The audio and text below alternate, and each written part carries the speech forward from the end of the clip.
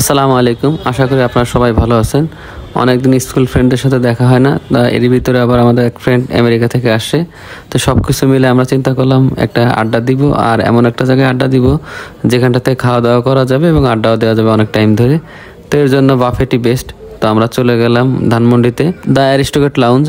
ওখানটাতে আইটেম ছিল 120 প্রকার আর প্রাইস ছিল 1000 টাকা করে। তো আমাদেরকে পরে 100 টাকা ডিসকাউন্ট দেয়, 900 টাকা করে নেয়। 7টা থেকে মূলত শুরু হয় এদের খাওয়া দাওয়া। তো যাই হোক, আমরা যেহেতু সবাই দূর থেকে আসতেছিলাম আর যেহেতু ওয়ার্কিং ডে ছিল, তো আমাদের আসতে প্রায় 8টা সাড়ে 8টার মতো বেজে যায়। ওয়ার্কিং ডে হওয়া সত্ত্বেও এখানটাতে অনেক মানুষ আসে ওই দিনে।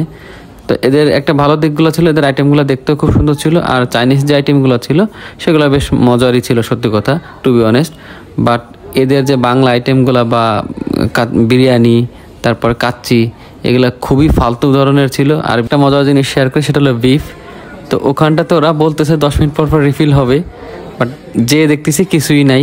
আর যেটাও রিফিল করতেছে ছিল হাড্ডি আর রাবারওয়ালা মাংস। তো এটা খুবই হাস্যকর ছিল। ওখানটাতে সবার সাথে মোটামুটি ওটা নিয়ে গ্যাঞ্জামও বেঁধে যায় অনেকের।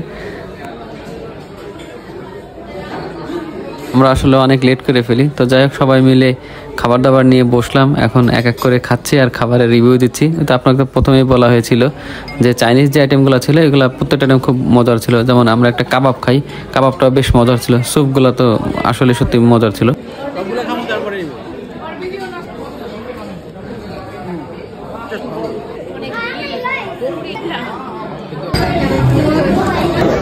এবার আমার পালা।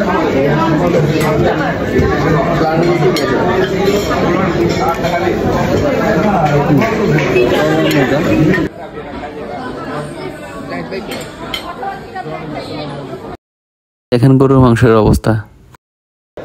যে কোমল পানীয় বা জুস যে জিনিসগুলো ছিল এগুলো ছিল টোটালি অনেক দূরে। তো আমাদের ওটা বারবার চেয়ে বা আমাদেরকে গিয়ে আনতে হয়েছে, এটা একটাই ছিল। আর এদের সার্ভিস কোয়ালিটি খুবই বাজে। ধানমন্ডির মতো এরিয়াতে এই সার্ভিসে চলবে না।